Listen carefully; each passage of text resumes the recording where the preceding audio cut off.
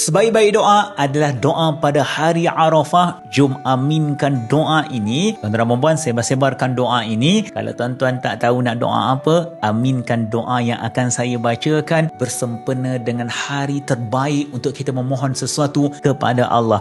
Hari ini hari Jumaat bertepatan dengan hari terbaik dalam 365 hari kita, iaitu hari Arafah. Bismillahirrahmanirrahim. Alhamdulillahirabbil alamin wassalatu wassalamu ala asyrafil anbiya'i wal mursalin wa ala alihi wa sahbihi ajma'in. Ya Allah, dengan keberkatan hari Jumaat, dengan keberkatan hari Arafah, ampunkan segala dosa kami, ampunkan dosa semua ahli keluarga kami. Ya Allah, bersihkanlah diri kami daripada maksiat dan juga kelalaian. Terima kasih kerana Engkau menjaga aib kami. Ya Allah, bebaskan nama kami dan insan yang tersayang daripada senarai ahli neraka. Kalau pada hari ini Kau memandang kekasih-Mu dengan pandangan kasih sayang, pandang juga kami ya Allah dengan kasih sayang yang ada pada diri-Mu. Redolah dengan kami ya Allah, permudahkanlah segala urusan yang akan kami lakukan, capaikan cita-cita kami ya Allah, capaikan hasrat kami. Kami ada hajat yang ingin kami sampaikan, Kau makbulkanlah ia ya Allah. Ya Allah, berikanlah kepada kami kejayaan demi kejayaan. Matikan kami dengan kalimah la ilaha illallah Muhammadur Rasulullah. Masukkan kami ke dalam syurga-Mu tanpa hisab. Himpunkan kami bersama dengan kekasih kami Muhammad sallallahu alaihi wasallam. Jangan Kau benarkan walaupun seorang daripada ahli keluarga kami untuk dicampakkan ke dalam api neraka. Ya Allah,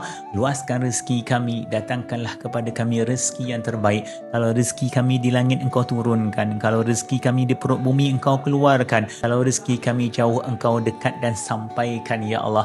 Berkatilah ia, angkat segala penyakit yang ada di sisi kami ya Allah. Sembuhkan kami, berikan kegembiraan kepada kami dan berikanlah senyuman kepada mereka yang berada di sekeliling kami. Ya Allah, lahirkan daripada kami zuriat yang salih dan salihah. Temukan kami dengan orang yang baik-baik dan bawa kami yang akan membawa kami ke syurga kelak. Ya Allah ya Rahman ya Rahim, keberkatan Arafah ini Kau terimalah segala ibadah yang telah kami persembahkan kepada Engkau. Berikan sesuatu yang terbaik buat kami ya Allah.